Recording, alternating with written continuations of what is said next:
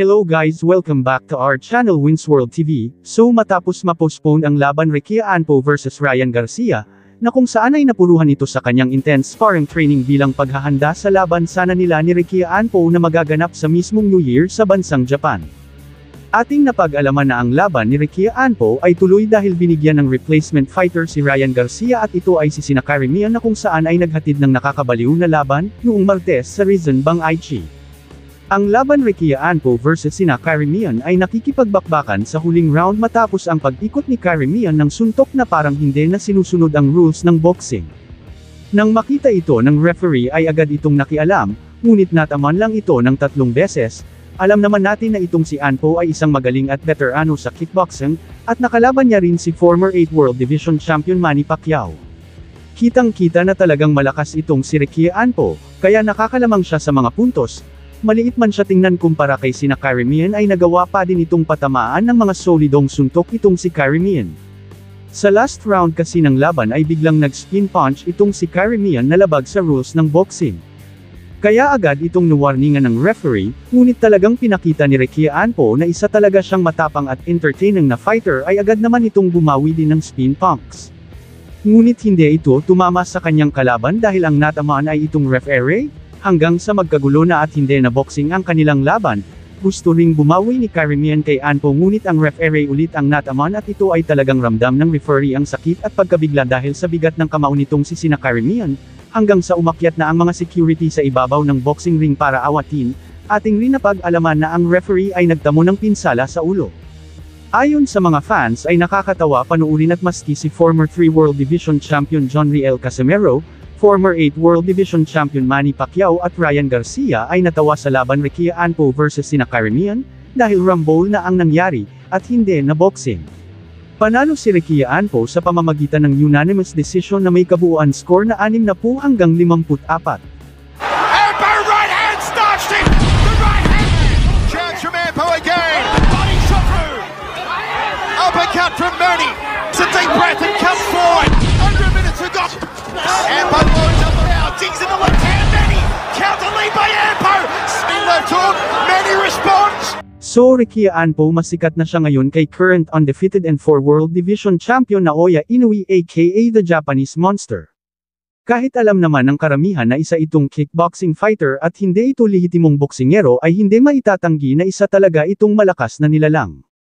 Dahil sa laban niya kontra sa pambansang kamao former 8 World Division Champion Manny Pacquiao, ay lubos niya itong pinahirapan sa ibabaw ng boxing ring, dahil sa lakas ni Ricky Anpo ay maraming bises ito nakatama ng solidong suntok sa ating kababayan na si Manny Pacquiao, dahilan ng pagkayanig ni Manny Pacquiao sa lakas ng suntok ni Ricky Anpo. Ang laban Ricky Anpo at Manny Pacquiao ay isang exhibition fight lang na kung saan ay talagang tinuturing ni Ricky Anpo na tunay na laban, kaya ganun na lang siya kung bumitaw ng mga solidong suntok kay Manny Pacquiao, ngunit ganun pa man ay talagang pinakita ni Manny Pacquiao sa buong mundo na talagang may ibubuga pa siya sa larangan ng boxing. Kitang-kita din dito na sa labanan Manny Pacquiao vs Ricky Anpo ay talagang makailang bises nagtangka si Anpo na pabagsakin itong si Manny Pacquiao, dahil kapag na-knockout niya si Manny Pacquiao ay talagang makikilala ang pangalan niya sa buong mundo. Marami ang gustong makalaban si Manny Pacquiao kaya itong si Ricky Anpo ay sinamantala niya ang pagkakataon na mapatumba sa ibabaw ng boxing ring itong si Manny Pacquiao, ngunit siya ay nabigo lamang. Hindi man nagtagumpay si Ricky Anpo na i-knockout si Manny Pacquiao, ay nagtagumpay naman ito na makilala sa buong mundo. At puro mga malalaking pangalan ang kanyang nakakalaban, ngayon December taon kasalukuyan ay haharapin na naman niya si Ryan Garcia. Panigurado na malaki na naman ang makukuhang pera ni Anpo manalo man o matalo ay paldong-paldo siya sa pera. Isa na ngayon sa pinakasikat sa bansang Japan itong pangalan Ricky Anpo, na mas sikat na siya ngayon kay Naoya Inoue aka the Japanese Monster.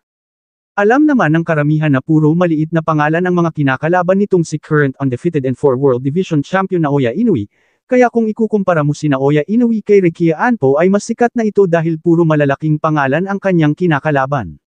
Bago ang labanan Ryan Garcia vs Ricky Anpo ay atin munang panoorin ang laban Ricky Anpo vs Manny Pacquiao, na kung saan nahirapan sa laban si Manny Pacquiao na muntik na niyang ikatumba sa lakas ng suntok ni Ricky Anpo. Anpo right hand starched him! The right hand! Chance from Anpo again! Body shot through! Uppercut from Manny! Body from Anpo! They'll Manny goes body and head. Chin. Uppercut from Manny. Typically fighting a little lower than this, but He does with the body. Ampo loads up the round. Digs in the left hand. Manny. Counter lead by Ampo. Spin left hook. Manny responds.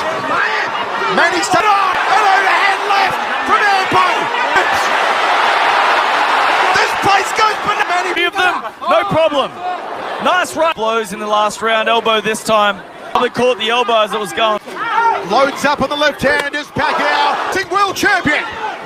Gets on the inside of the right hand. Manny. Ampo right hand starched him. The right hand. Chance from Ampo again. Body shot through. Uppercut from Manny. It's a deep breath and comes forward. Under a minute to go. Got a hell of a chin. Uppercut from Manny. Typically fighting a little lower than this, but Huge uppercut. The chin through the totions now. Ampo goes the liver. Manny with a hook. Head. Final 25 seconds. Here comes Ampo. Response. Body from Ampo. They'll reboot momentarily. Manny goes body and head. And Ampo. And what a fight. What a... just put it on. I thought that's what we were going to get. Pa sa ating mga balita, patuloy pa rin ang pag-aangas ng former 3-division world champion John Riel Casimero aka Cuadro Alas angas ng Pinas at ng former 2-time world challenger na si Vincent Astrolabia.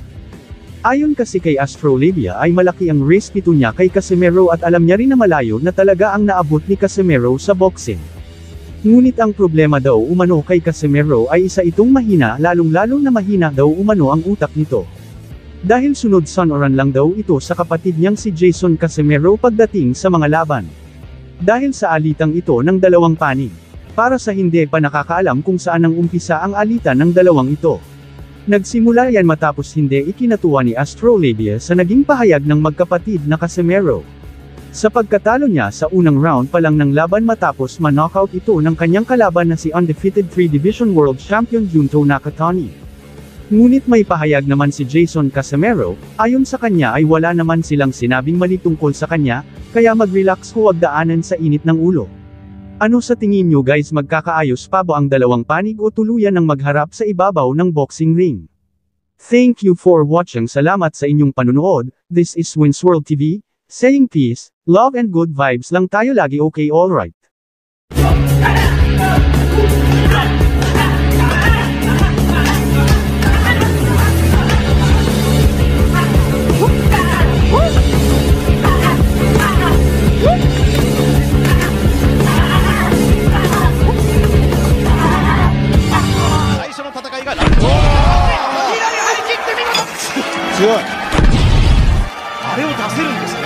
Come on, これ十分威力がありますよね。